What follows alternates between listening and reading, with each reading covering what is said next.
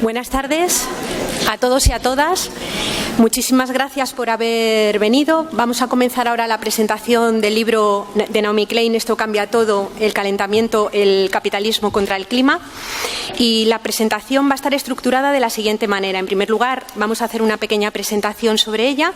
Después ella tendrá una intervención y impartirá una conferencia. Después comentaremos un poco entre las dos algunas de las cosas de esta que ya haya podido reseñar o que sean más significativas, para finalmente abrir un pequeñito turno de preguntas que será por fuerza muy breve porque no vamos a tener demasiado tiempo. Y finalmente ella estará aquí en el escenario firmando libros para todas aquellas personas pues, que queráis llevaros su firma. En primer lugar, señalar, bueno, Naomi Klein es una persona muy conocida, casi no haría falta presentarla, no es periodista, es columnista. Yo creo que son de sobra conocidos algunos de los libros que ha escrito, como pueden ser Nólogo, La doctrina del shock y este que ahora se presenta, ¿no? Y de alguna manera yo creo que lo que caracteriza a los libros son los análisis rigurosos, pero sobre todo que transmiten cosas tremendamente complejas con una enorme claridad, ¿no?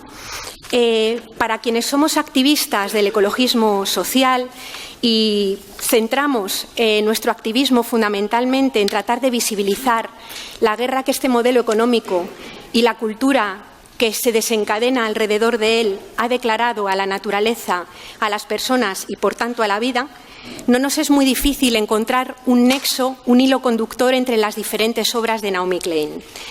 En Nólogo nos encontrábamos la denuncia y la constatación del poder de las multinacionales y todo ese dispositivo de conquista del alma que sostiene simbólicamente y materialmente los imaginarios que permiten que exista este modelo económico. La doctrina del shock ponía de manifiesto cuáles son los mecanismos del extractivismo social, podría llamarse así, que pretende sacar cualquier gota de rentabilidad de cualquier proceso comunitario, de cualquier proceso político y que se vivió primero en algunos lugares en los planes de ajuste estructural y que estamos viviendo de una forma tan absolutamente descarnada en la sociedad que tenemos ahora mismo y en concreto en el Estado español. Este último libro, titulado Esto, cambia, todo, el capitalismo contra el clima, entra de lleno en la parte más material de este extractivismo, de esta lucha contra la vida, ¿no? Y se centra en un fenómeno como es el del cambio climático, avanzando y abordando de una forma, diría yo, muy rigurosa y clarísima lo que es la explicación del cambio climático, cómo ha sido posible construir ese discurso del negacionismo que de alguna manera contravenía todo lo que estaba planteando la ciencia en un modelo que, sin embargo, sacraliza la ciencia. Yo creo que eso queda fantásticamente expresado. Expresa también de una forma clara el conflicto que existe en las luchas y resistencias contra el problema del cambio climático, con la idea clara de que si los mercados no tienen como prioridad la vida de la gente y los políticos dejan de cuidar a las personas, parece que el cambio solamente va a venir de nosotros y nosotras mismas. Y esto lo aborda muy bien al recoger todo este conjunto de luchas contra el extractivismo que ella llama bloqueidia, ¿no? Y por último, quería señalar, antes de darle ya paso, que se nota mucho que este libro está escrito por una mujer. No solamente porque recoja una buena parte de las luchas en defensa del territorio protagonizadas por mujeres, sino porque además recoge de una forma clara cómo todos los efectos de este sistema atraviesan los cuerpos de la persona, atraviesan las vidas cotidianas y, en mi opinión, muestra de una forma evidente, incluso proyectándose ella misma con su propia experiencia sobre la maternidad, que en un capítulo precioso que tiene el libro, ¿no? Este viejo principio feminista de que lo personal también es político. Y sin más, pues le cedo la palabra y reitero el agradecimiento por haber podido estar en este espacio.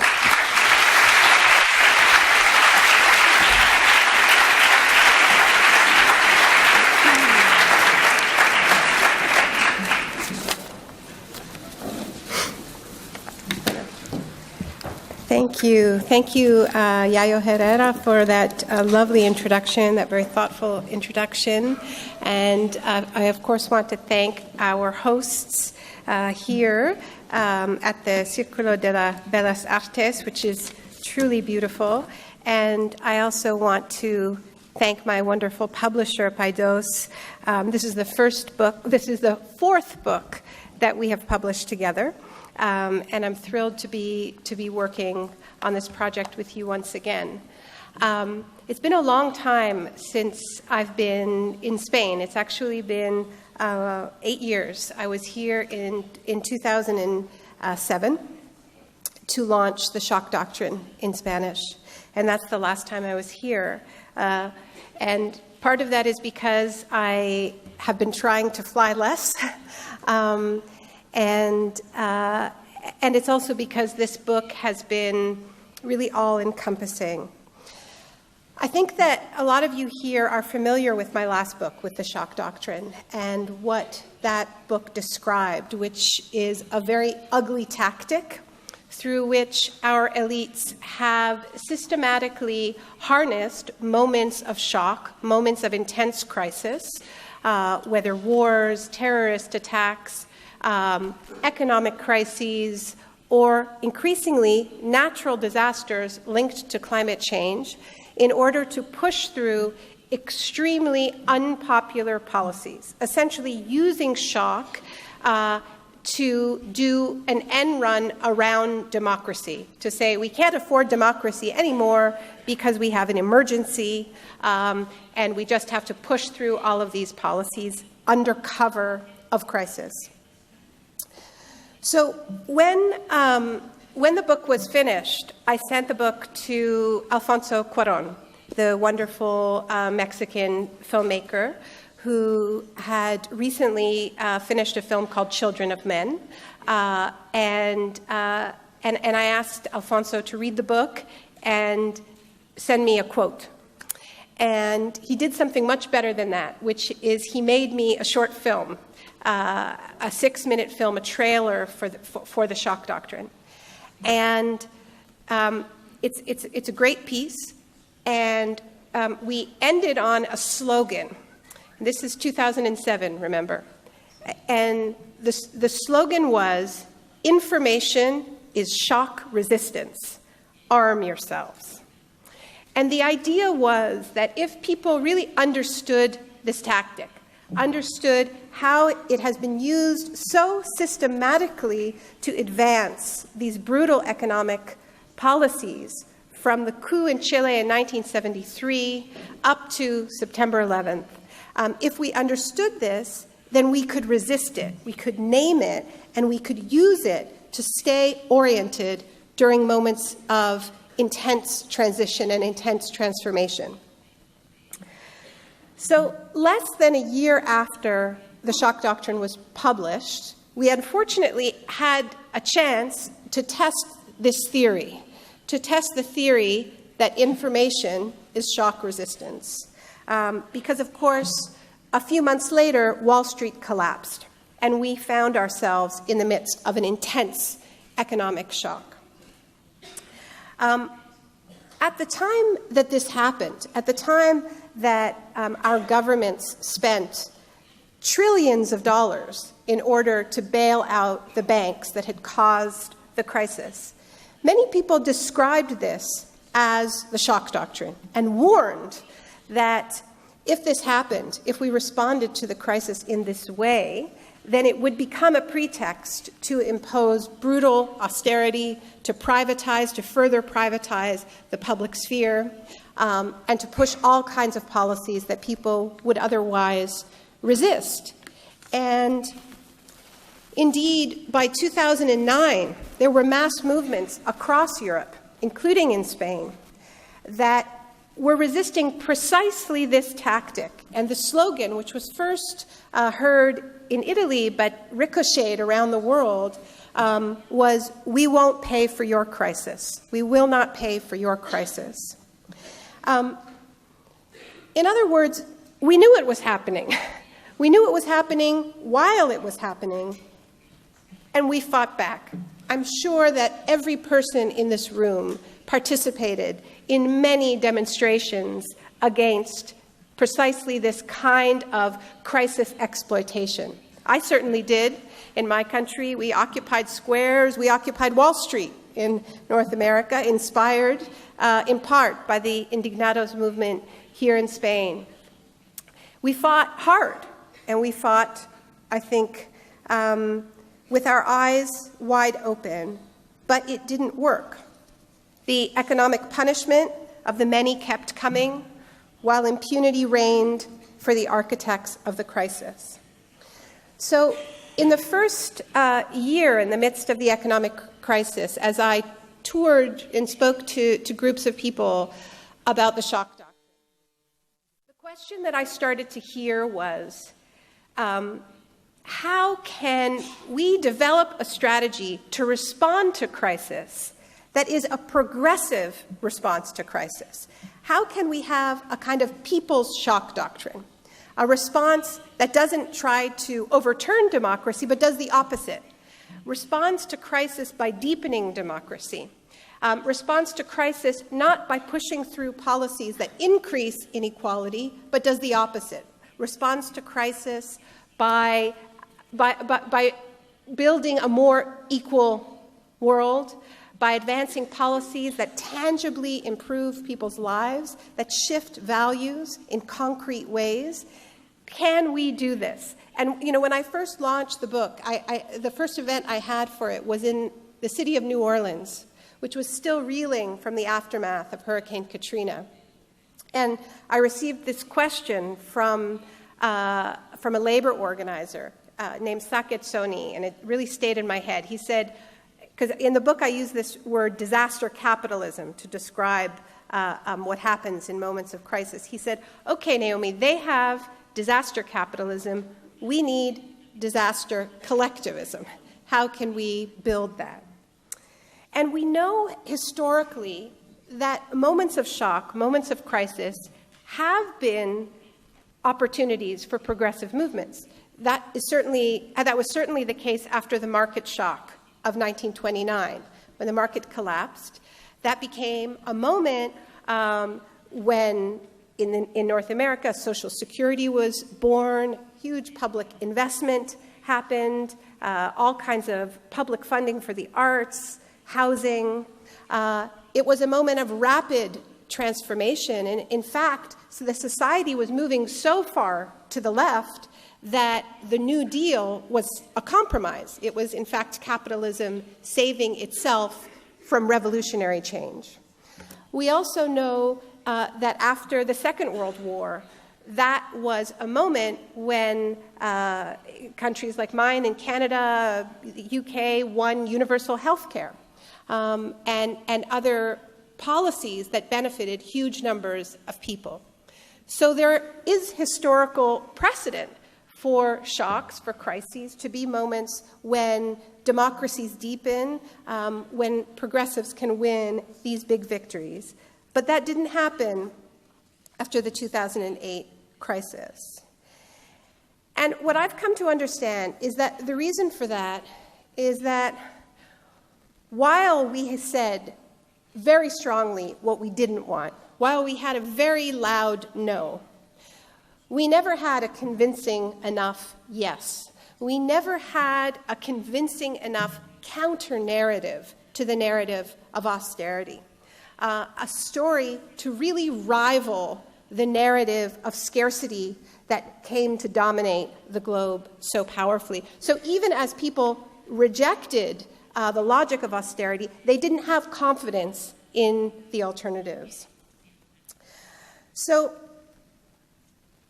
this new book, This Changes Everything, is in a way my belated response to these questions that I received after publishing The Shock Doctrine. What could be a progressive response to crisis? Because I think part of a progressive response to crisis is redefining what a crisis is, right?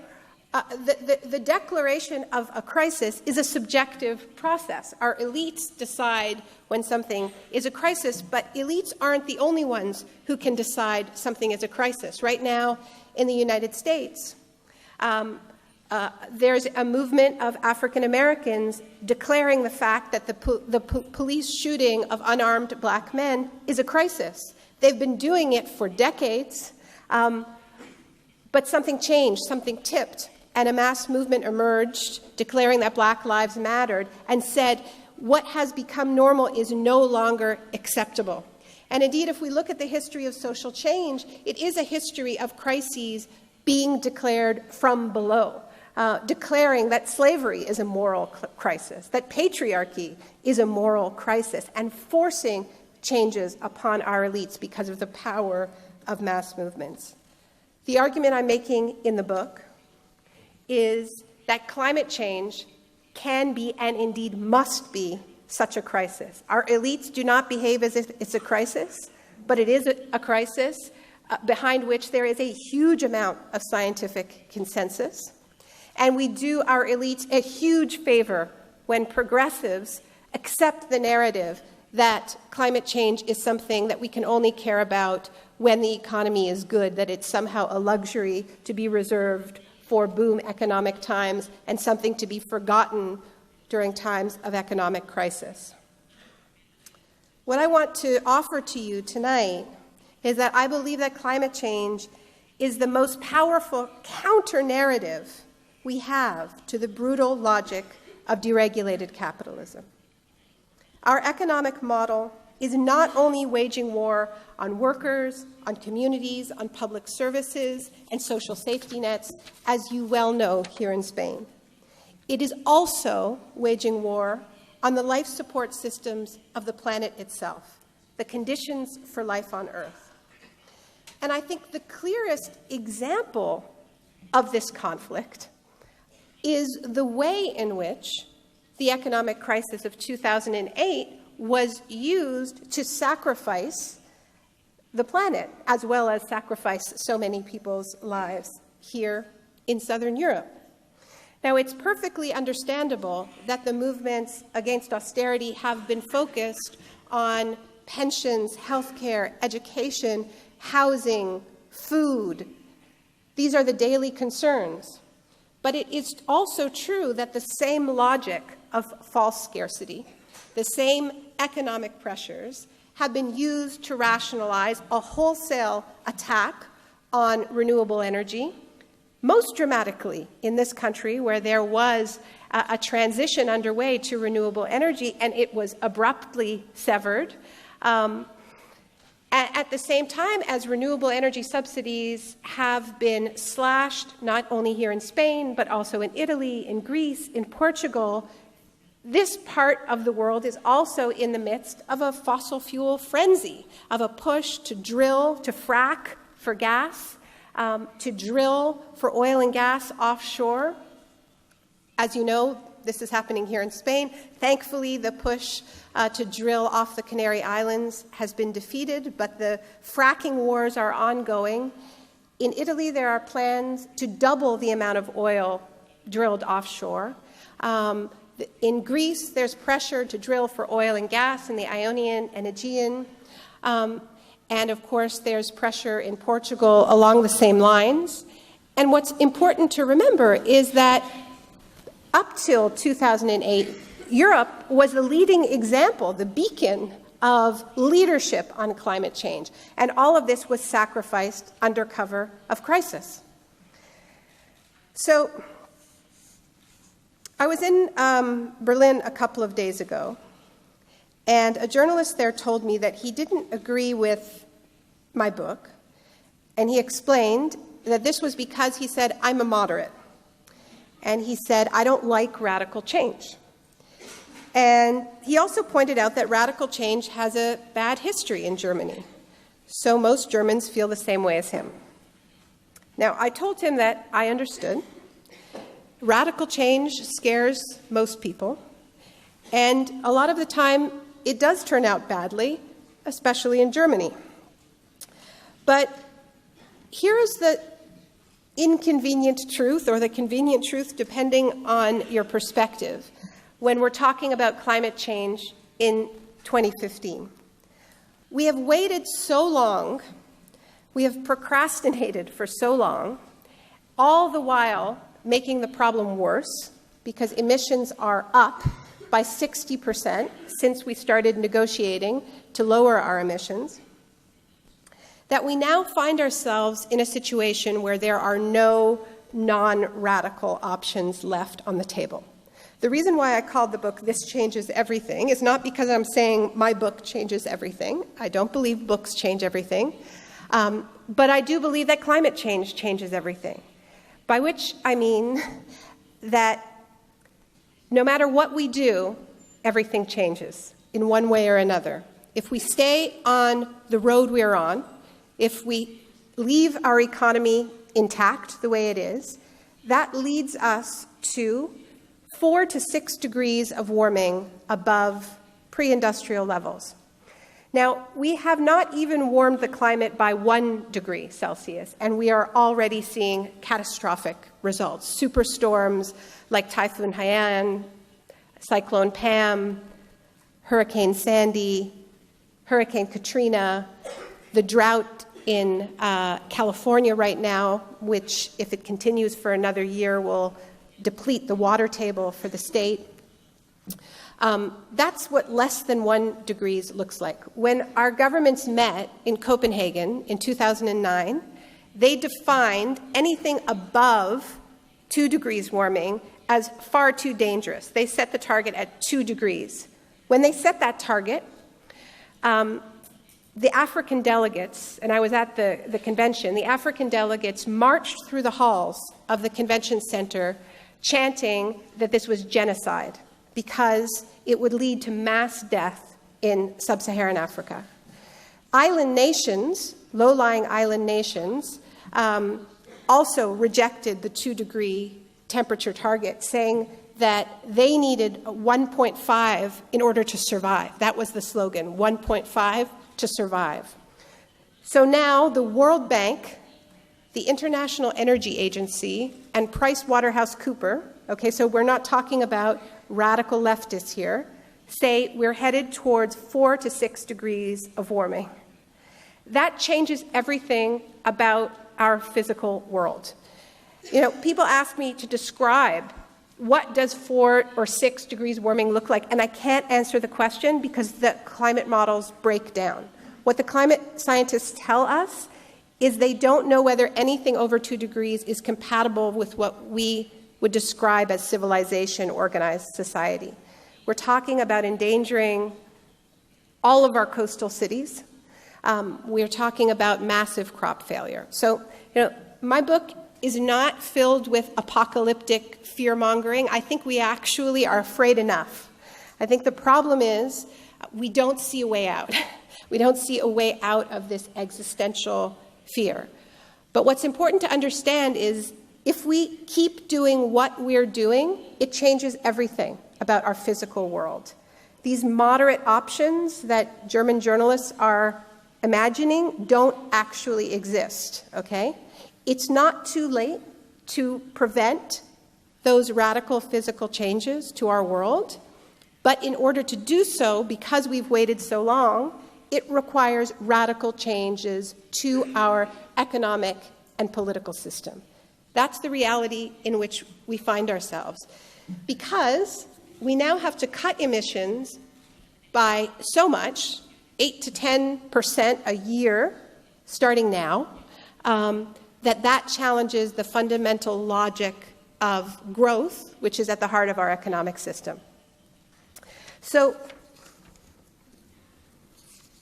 in the book, I argue that the reason why we have failed to rise to the challenge of climate change is not for the reasons that we hear so often. You know, we hear that it's human nature, that humans are just too selfish to deal with something that seems abstract, or that it's too difficult for our governments to agree on anything. I think none of these explanations actually bear up to real examination, because I mean, if this past economic crisis in Europe has taught us anything, it's that people are willing to sacrifice a hell of a lot in the face of seemingly abstract goals.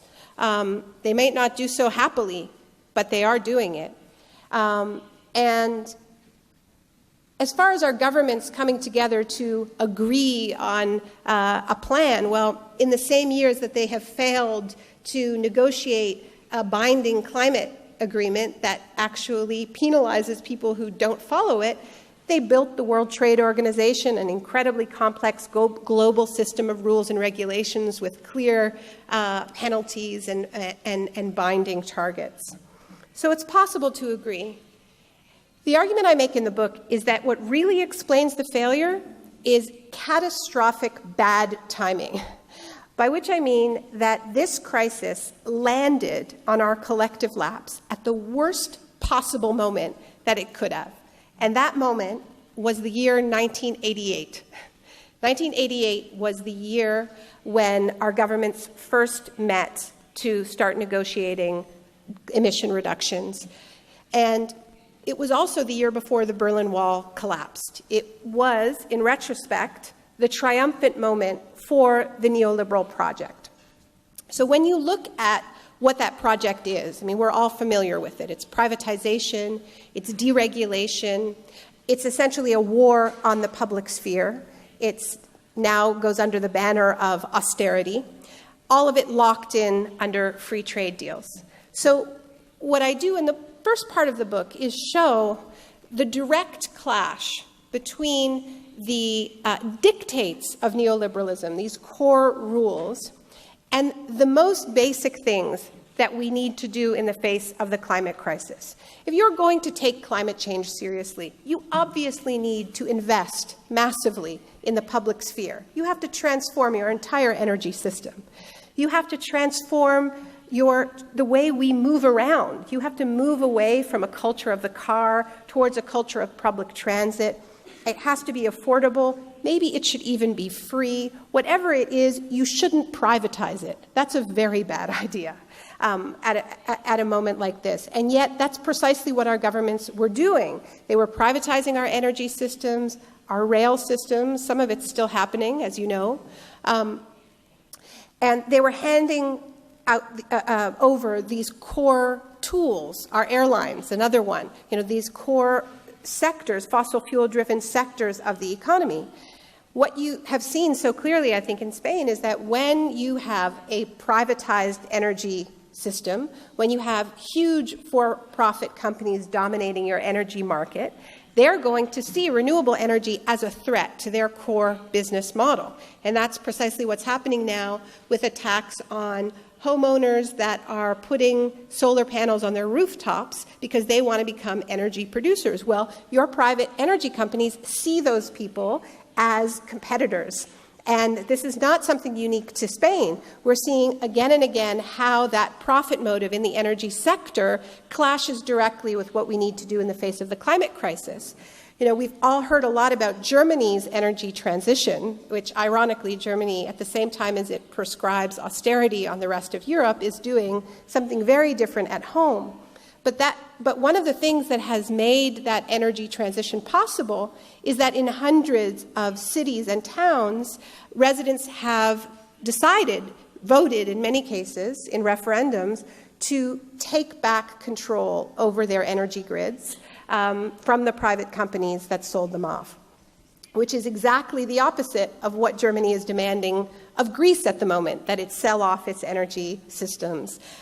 Which is why I think it would be a very good idea for the countries of Southern Europe to begin to say to Germany, we're going to stop doing what you say and we're going to start doing what you do.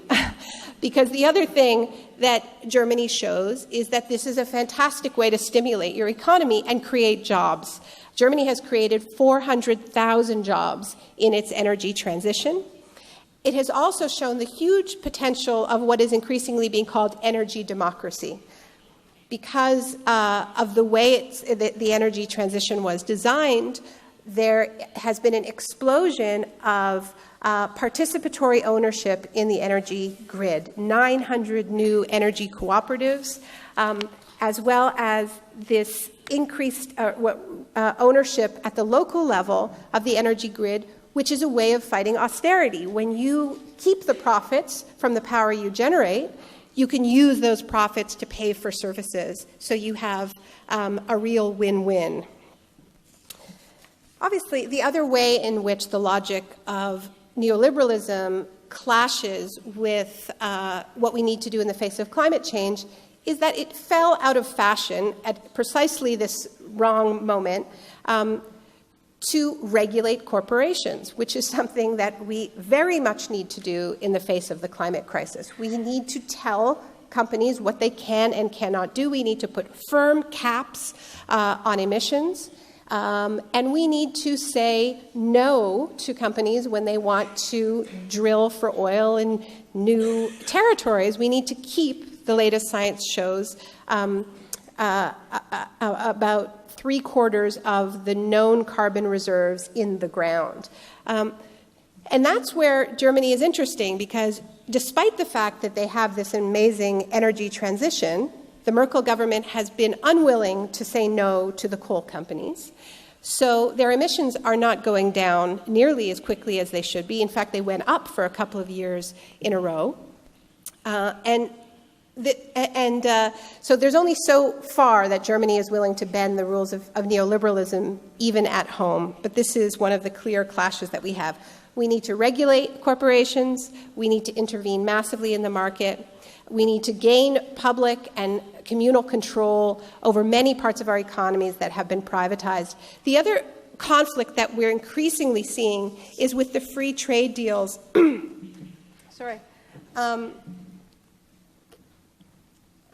That lock in many of these policies and make it really hard to change direction. So I'll give you an example, and I think this is very relevant right now because of the battles going on over new trade deals like the TTIP. What we're seeing more and more is that these deals that contain investor protection clauses that allow private companies to sue national governments is that when you have real popular victories against an extractive practice like fracking, for instance, or against a pipeline carrying a particularly dirty form of oil, as we've been having a big fight in North America over tar sands pipelines. These victories become vulnerable to trade challenges. So, for instance, and this is relevant to the fracking fights here in Spain, in my country, the province of Quebec successfully banned fracking, but it's now facing an investor challenge under NAFTA, under the North American Free Trade Agreement, from a private company who says it has the right to frack for gas in Quebec. So this is the absolute worst time to be entering into these agreements under which trade literally trumps the planet. It's insane. We can't let it happen. There are many, many examples, but I'm sort of running out of time here. I went to Frankfurt for the Blockupy protests last week. And, I went there knowing that I would probably be the only speaker who even mentioned climate change. And I was, pretty much, for understandable reasons. But the reason why I went is because it seems to me that when you look at these conflicts between the logic of austerity and what we need to do in the face of climate change, it's time for a merger, a friendly merger between the anti-austerity forces and the climate justice movement.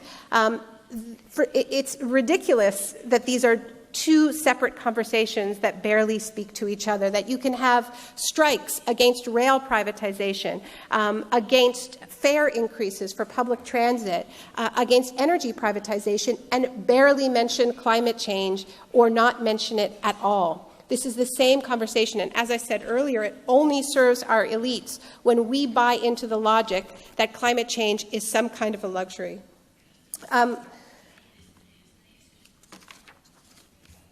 As I said earlier, it's not only a conflict with neoliberalism that we face. Because we've waited so long and we now need to respond so rapidly and cut so deeply, we're now facing a conflict between that core logic of pursuing growth above all else and staying within planetary limits. But I actually think it's even deeper than that conflict, which is that I think climate change deserves to be seen less as an issue like lots of other issues that we're all thinking about and dealing with, and more as a spiritual crisis, as a civilizational crisis of narrative, of story. Because the story of fossil fuels, the story of the industrial use of carbon, is the story of human beings telling themselves that they can dominate, that we can dominate the natural world, that we can liberate ourselves from nature. That story is older than the industrial use of fossil fuels.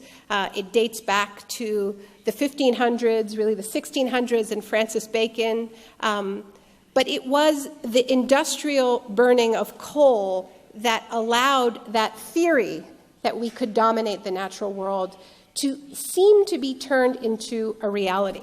That was the promise of coal, that you no longer needed to think about where you lived.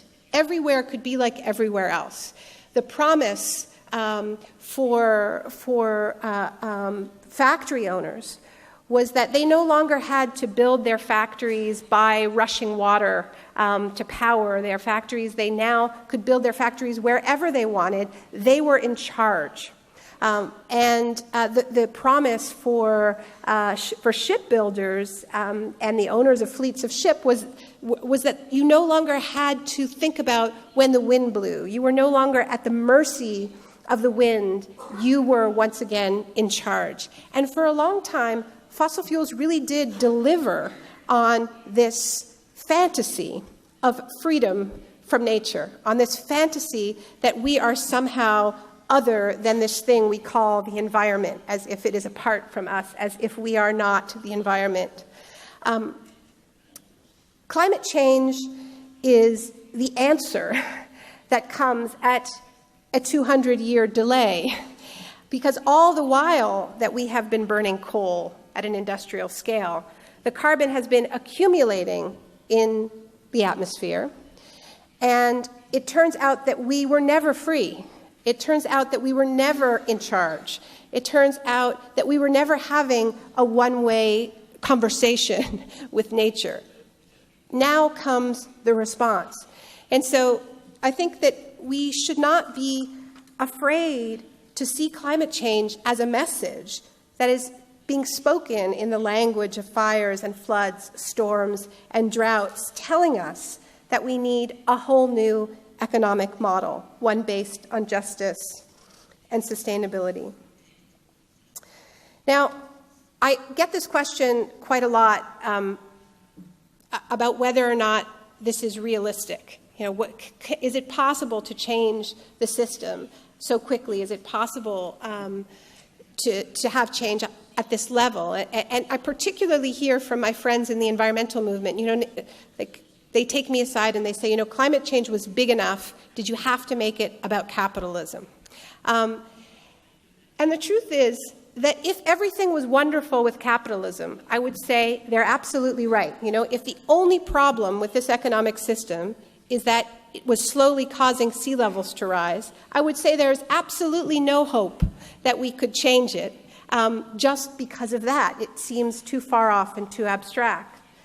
But the reality is that we are talking about allowing sea levels to rise and endanger life on Earth in myriad other ways in order to protect an economic system that is failing the vast majority of people on this planet with or without climate change. And it is precisely that deep desire for change that you see expressed so powerfully in this country that is what gives me the most hope. What gives me the most hope is the possibility of a convergence between the forces that are already fighting this economic system and the existential urgency of the climate crisis. It puts us on a firm and unyielding science-based deadline. Now, I'm a writer, and I believe that deadlines can be effective. I mentioned that it took me 5 years to write this book, but I wrote 80% of it in the 6 months before it was due. So I think if we can stop looking away from this crisis, get out of our own climate denial, the possibilities for merging these movements are enormous. Spain is living through a historic period, as you well know. The climate movement is living through a historic period. We are seeing victories we never thought imaginable. On the streets of New York this September, 400,000 people marched demanding action on climate change. That's 4 times bigger than the largest climate march before it. We've seen victories against fracking at the national level, at provincial and state levels. Since my book came out, we've seen fracking banned in New York State. We've seen it banned in Wales. We've seen it banned in Scotland. We've seen the very rapid spread of the fossil fuel divestment movement in hundreds of universities and cities and religious institutions demanding the divestment of holdings, of stocks in fossil fuels, coal, oil, gas, because these are now seen as immoral investments. We're hearing the Pope talk about climate change as a moral crisis for humanity. And at the same time, we are seeing a very powerful new wave of anti-austerity action, not only activism, but as we know, the election of Syriza in Greece, the rise of Podemos in Spain, which is inspiring much of the rest of Europe. The fact that the next big climate conference is happening in Europe, in Paris, at the end of this year, I think should be seen as an invitation to bring all of these movements together and articulate what a just transition away from fossil fuels looks like. It looks like an economy powered by 100% renewable energy. It looks like energy democracy, power owned by communities with the resources staying in those communities. It looks like good, well-paying jobs in the millions. It also looks like recognizing a climate job as something that isn't just putting up solar panels. It is recognizing the caregiving professions that are already low carbon, teaching, nursing, all kinds of caring professions, the arts, precisely the parts of our economies that we are starving in this moment. We have an opportunity for a tremendously inspiring transformation if we are just willing to stop looking away. You have new political parties and formations born out of the struggle against austerity, born out of the struggle against eviction from housing. But this vicious system does more than evict individual families from their home. It also is threatening to evict large parts of humanity from our collective home as a result of climate change. This is not apocalyptic rhetoric, it's reality. We need a movement that gets at the logic behind both of these forms of eviction and takes on that logic at its very core. Thank you.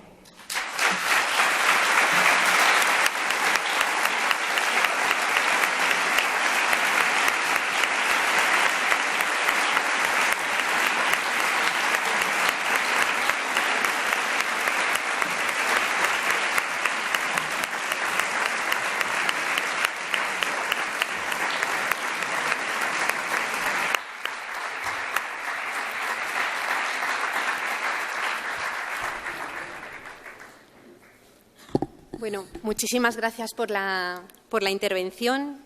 Y bueno, algunos temas que me sugería el escuchar la ponencia que realizabas y también la lectura del libro, ¿no? Yo creo yo creo que es una idea central que has lanzado y yo la comparto como activista ecologista desde hace muchísimo tiempo.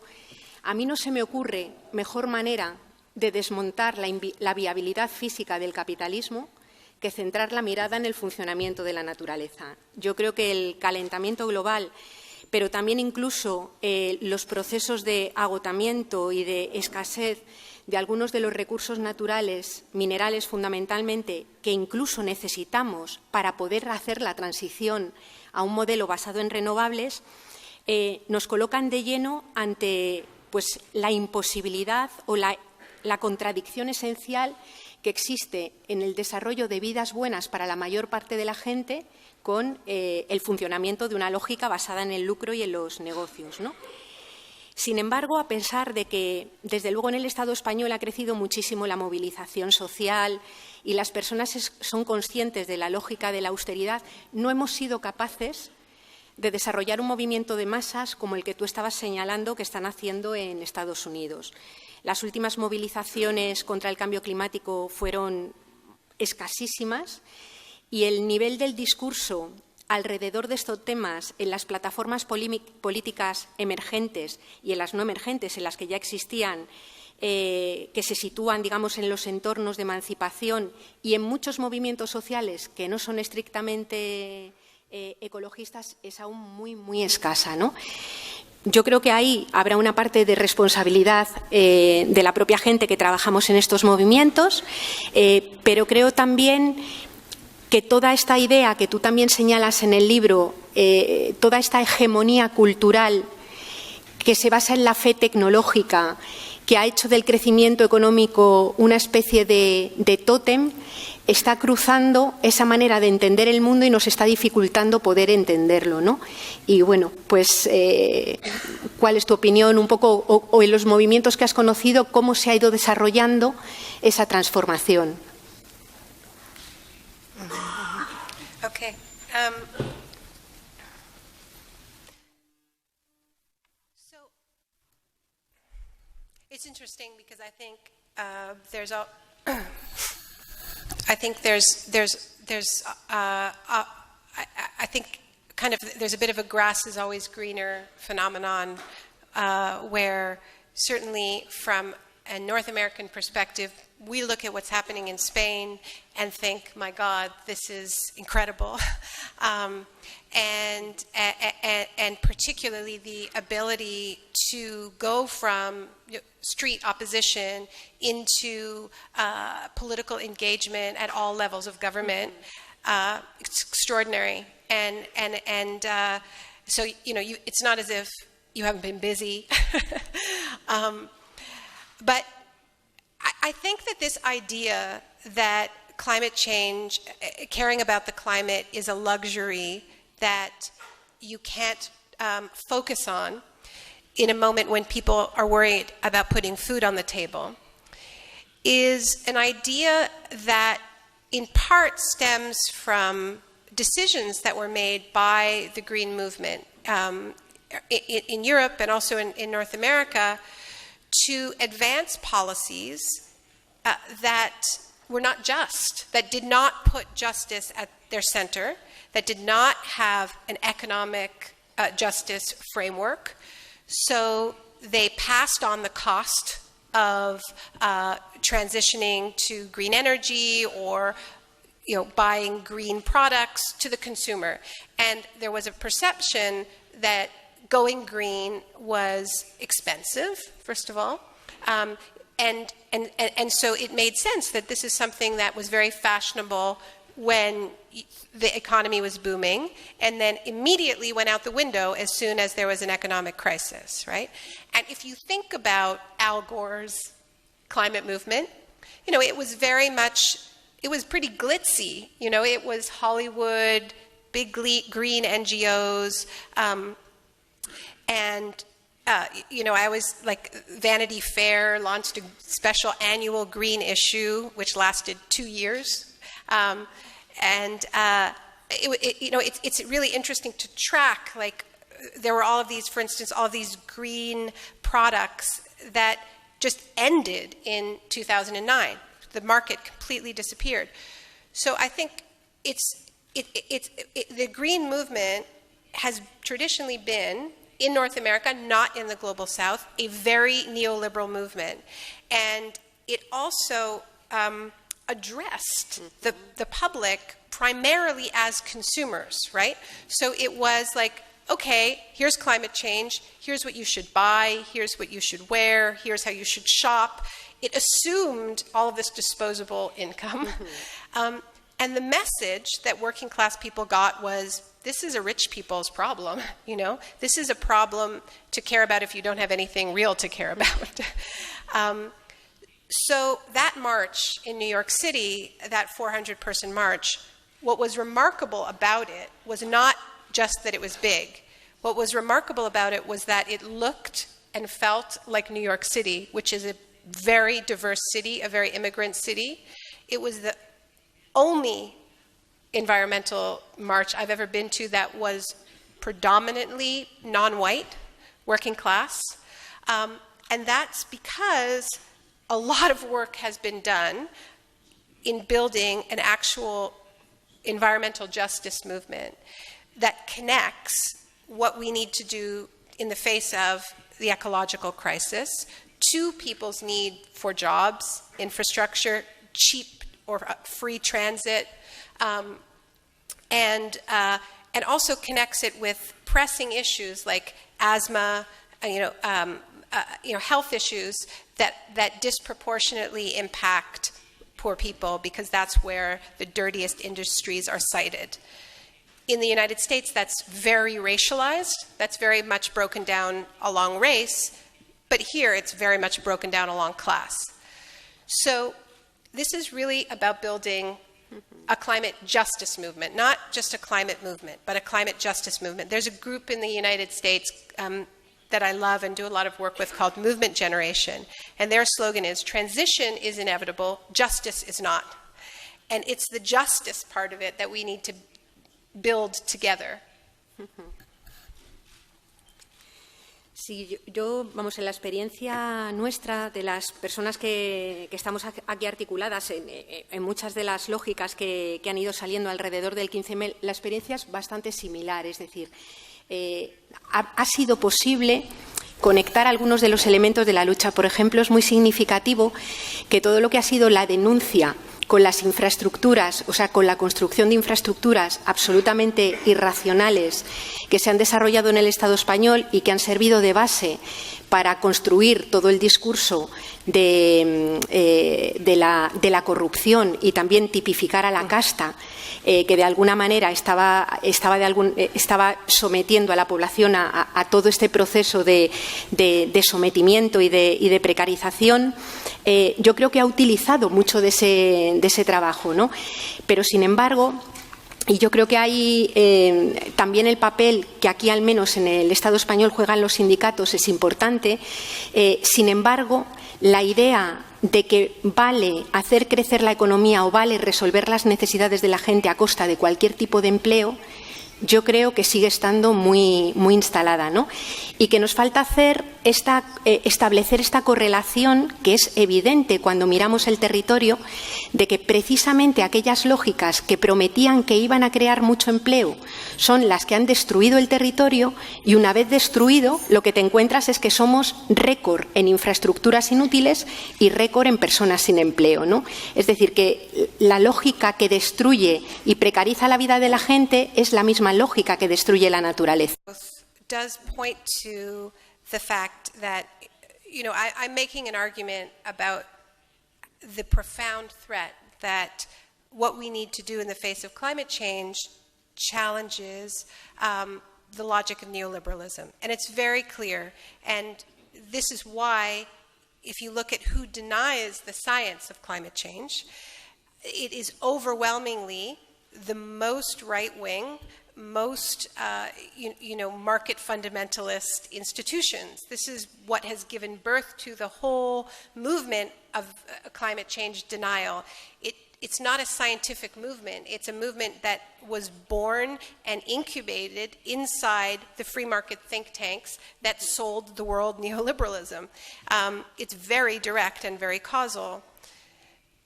But at the same time, the left is not immune to these threats, because traditionally we have been having battles over the distribution of the spoils of extractivism and growth.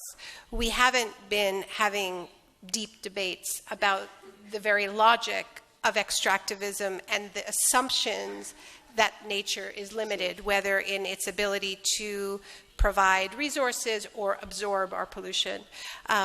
And we know that the industrial state socialist Soviet-style economies were horrific from a climate perspective and an environmental perspective. So it isn't the case that just because this challenges the right, it only reconfirms the ideas of the left. It reconfirms some of our ideas. We tend to believe in the public sphere, we believe in regulation, we believe in market interventions, but generally this challenge to growth is a big problem for developmentalist, Keynesian, even traditional socialist thinkers. And I can tell you for myself that I have, my own research into climate change has forced me to challenge my own ideas around economic growth and natural limits. And we see this play out very dramatically in Latin America, where you have increasingly intense conflicts between left-wing or center-left governments in Ecuador, Bolivia, Brazil, Argentina, if you want to call it center-left. Am I missing any? Venezuela. And anti-extractive movements led by indigenous people in all of those countries. But at the same time, we're also, I think Latin America is also leading the way on developing a post-extractivist progressive worldview that is drawing on the knowledge of indigenous people, but also updating it and modernizing it. So, but I think we can't underplay the extent to which this is a challenge. When I listen to Alexis Tsipras, I'm still hearing the same, we just need to get back to growth, let us get back to growth, and that's not enough. I actually believe that if Tsipras talked to Merkel about climate change, she would be far more destabilized than than talking to her about getting back to growth. Sí.